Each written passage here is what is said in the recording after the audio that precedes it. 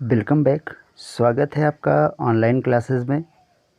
आइए आज हम लोग टीजीटी और पीजीटी के नए बैच का प्रारंभ करते हैं। और फर्स्ट टॉपिक में हम लेंगे हार्ट डिजीज़ के बारे में और जानेंगे हृदय के रोगों के बारे में कि कौन कौन से प्रमुख रोग हैं और किस दशा में उनसे निजात पाया जा सकता है और क्या बचाव करके हम इन रोगों से बचे रह सकते हैं। तो आइए देखते हैं। फर्स्ट डिज़ीज़ है हमारा बीपी, ब्लड प्रेशर। जैसे कि आप लोग जानते हैं ब्लड प्रेशर के बारे में। ब्लड प्रेशर धमनियों पर रक्त द्वारा लगाया गया दाब होता है, यानी कि एक अतिरिक्त दाब जो है उसी को हम लोग ब्लड प्रेशर कह सकते हैं, जो कि अनावश्यक रूप से धमनियों पर लगता है। इसे हम लोग समझने के लिए सिस्टोलिक बीपी और डायस्टोलिक बीपी के रूप में जानते हैं। जो सिस्टोलिक बीपी है वह 120 mmHg के लेवल पे होती है और डायस्टोलिक बीपी जो है वो 80 मिलीमीटर हाइड्रोगेरियम के लेवल पे होती है। तो सिस्टोलिक बीपी 120 और डायस्टोलिक ब्लड प्रेशर 80। और बीपी के मापने का जो यंत्र है वो स्फैग्मोमैनोमीटर होता है।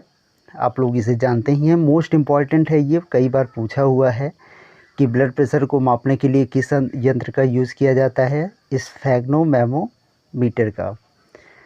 तो आइए यहाँ हम लोग देख लेते हैं ब्लड प्रेशर इंक्रीज़ होने पर क्या प्रभाव होगा और डिक्रीज़ होने पर कैसा परिवर्तन देखने को मिलेगा। यदि ब्लड प्रेशर 120 डिवाइडेड बाई 80 से मैक्सिमम हो, कहने का मतलब है कि ब्लड प्रेशर हाई यदि होता है तो जो सिस्टोलिक बीपी होती है वह 120 से अधिक हो जाता है और जो डायस्टोलिक कंडीशन होती है उसकी भी दशा 80 से इंक्रीज़ होकर बढ़ जाती है। तो इसे हम लोग हाई ब्लड प्रेशर बोलते हैं। हिंदी में इसे कहा जाता है उच्च रक्तचाप। और ब्लड प्रेशर के लो होने की कंडीशन क्या होती है, तो ब्लड प्रेशर लो जब होगा तो 120/80 से कम की रीडिंग आएगी और इसको हम लोग लो बीपी के नाम से या निम्न रक्तचाप के नाम से जानते हैं। आइए आगे चलते हैं। ब्लड प्रेशर को ब्रैंकियल आर्टरी में मापा जाता है। कभी कभी पूछ लेता है कि ब्लड प्रेशर को हम लोग किस में मापते हैं, तो ब्रैंकियल आर्टरी, ये आपका दिया हुआ है, ब्रैंकियल आर्टरी में मापा जाता है। पल्स प्रेशर नब्ज को रेडियल आर्टरी, कलाई के पास मापा जाता है। वो आप लोग यंत्र देखे होंगे पल्स प्रेशर नब्ज को नापने के यंत्र को, तो उसे हम लोग रेडियल आर्टरी कहते हैं। और हार्ट अटैक, यानी कि हार्ट अटैक क्या है, जिससे पेशेंट की डेथ या मृत्यु भी हो सकती है। तो आप लोग जानते हैं कि हृदय पेशियों का क्षतिग्रस्त होना, यानी कि हृदय पेशियों का डैमेज हो जाना, जिसे हम लोग मायोकार्डियल इन्फ्रैक्शन बोलते हैं, हार्ट अटैक कहलाता है। हार्ट अटैक की कई दशाएं हैं। हार्ट फेल्योर आता है, यानी कि हार्ट का फेल हो जाना। इस दशा में अंगों में पर्याप्त रक्त की सप्लाई नहीं हो पाती है। कॉन्गेस्टिव हार्ट फेल्योर इसे हम लोग बोलते हैं और फेफड़े इसमें संकुचित हो जाते हैं।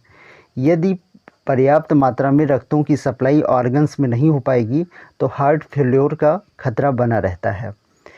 तो यही है, हार्ट अटैक के केस में हृदय की पेशियां क्षतिग्रस्त हो जाती हैं, मायोकार्डियल इन्फ्रैक्शन बोलते हैं। और इसमें फर्स्ट आता है हार्ट फेल्योर, अंगों में पर्याप्त रक्त की सप्लाई का ना हो पाना। तो आइए हम लोग आगे चलते हैं और नेक्स्ट होगा एंजाइना पेक्टोरिस। एंजाइना पेक्टोरिस एक प्रकार का दर्द है जिसे चेस्ट पेन कहते हैं, यानी कि सीने में अतिरिक्त दर्द को ही एंजाइना पेक्टोरिस कहते हैं, जो भयंकर पेन होने लगता है। और इस पेन से हम लोग पता करते हैं कि हार्ट अटैक की संभावना कितनी बढ़ी हुई है। तो एंजाइना पेक्टोरिस ही चेस्ट पेन के नाम से जाना जाता है, जिसे सीने का दर्द कहते हैं। नेक्स्ट है आपका कार्डियक अरेस्ट। कार्डियक अरेस्ट में हार्ट बीट रुक जाती है और हार्ट बीट रुकने से रोगी की मृत्यु हो जाती है। तो सबसे डेंजरस कंडीशन में कार्डियक अरेस्ट ही आता है, जिसमें हृदय की गतियां जो हैं वो पूरी तरीके से रुक जाती हैं। कॉर्नरी आर्टरी डिजीज़, CAD से बोलते हैं। कॉर्नरी आर्टरी डिजीज़ का जो लेवल है वो 2 टाइप से डिवाइड हुआ है, एथेरोस्क्लेरोसिस और आर्टीरियोस्क्लेरोसिस। अब एथेरोस्क्लेरोसिस जो है इसे धमनी काठिन्य के नाम से जानते हैं, और रक्त वाहिनियों में कोलेस्ट्रॉल या वसा का जमाव हो जाना, यानी कि प्लैंक का निर्माण हो जाना, अतिरिक्त कोलेस्ट्रॉल या वसा या कुछ अतिरिक्त पदार्थ जम जाने से इसे धमनी काठिन्य रोग कहते हैं, एथेरोस्क्लेरोसिस कहा जाता है। लेकिन आर्टीरियोस्क्लेरोसिस जो है वो धमनियों का कड़ा होना। अब धमनियाँ कड़ी कैसी होंगी, तो इस पर कैल्शियम आयन तथा कोलेस्ट्रॉल की सतह का जमा हो जाएगा। तो अतिरिक्त मात्रा में कैल्शियम के आयन जो हैं वो कोलेस्ट्रॉल के साथ मिलकर जम जाते हैं, और जमने से धमनियाँ जो हैं पूरी तरीके से कड़ी हो जाती हैं, तो आर्टीरियोस्क्लेरोसिस होता है। और इसमें धमनियों के फट जाने के भी चांसेस रहते हैं, यानी कि हैमरेज होने की भी शिकायत बनी रहती है। तो इसी के साथ ये छोटा सा लेक्चर था। अगर आप लोग को ये सीरीज़ पसंद आ रही है तो हम रेगुलर टॉपिक वाइज या चैप्टर वाइज फुल नोट्स का रिवीजन करेंगे, और कम समय में पूरे सिलेबस पर अपना फोकस करेंगे।